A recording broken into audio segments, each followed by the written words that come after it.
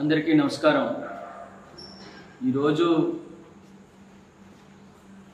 మన రాష్ట్రమే కాదు దేశమే నివ్వెరపోయేటువంటి ఒక సంఘటన ఇవాళ విజయవాడలో జరిగింది।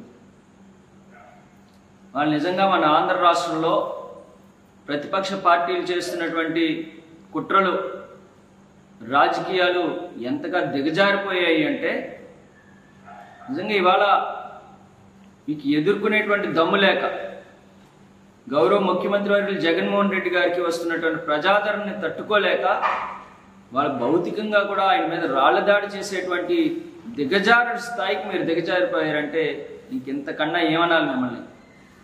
వాళ్ళు ఎప్పుడు కూడా మీరు ఇటువంటివి ఎన్ని దాడులు చేసేటువంటి ప్రయత్నాలు చేసినప్పటికీ కూడా వాళ్ళ ప్రజలందరూ కూడా జగన్మోహన్ రెడ్డి గారిని ఆశీర్వదిస్తున్నారు।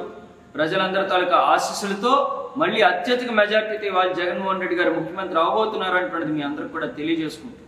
ఇవాళ ఈ ఆంధ్ర రాష్ట్రంలో ఉన్నటువంటి ప్రజలందరూ తాలూకా ఆశీస్సులు దీవెనలే జగన్మోహన్ రెడ్డి గారికి శ్రీరామ రక్షగా ఆయన ముందుకు నడిపిస్తాయన్నటువంటి తెలియజేసుకుంటూ ఖచ్చితంగా మీరు చేసేటువంటి ఇటువంటి ప్రతి ఒక్క దాడికి కూడా రాబోయేటువంటి కాలంలో తిరిగి మీకు సమాధానం దొరుకుతుంది, చూసుకోండి కబడ్దార్ అని చెప్పి నేను తెలియజేస్తూ ఇవాళ ఏదైతే మీరు ఇటువంటి దాడులు ఎన్ని చేసినా సరే వాళ్ళు జగన్మోహన్ రెడ్డి గారి గుండెల్లో భయం అనుకున్నది మీరు ఎప్పుడు కూడా మీరు చూడరు।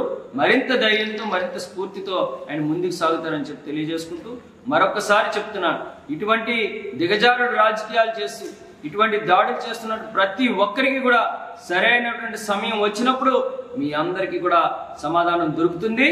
మరి ఏదైతే మీకు దమ్ము ధైర్యం ఉంటే ఎట్లానో మరొక 4 రోజులు ఎన్నికలు ఉన్నాయి, అప్పుడు చూసుకుందాం, అంతేగాని ఈ రకంగా ఇటువంటి దాడులు చేస్తే మాత్రం ఉపేక్షించేది లేదు అన్నటువంటి తెలియజేస్తుంది।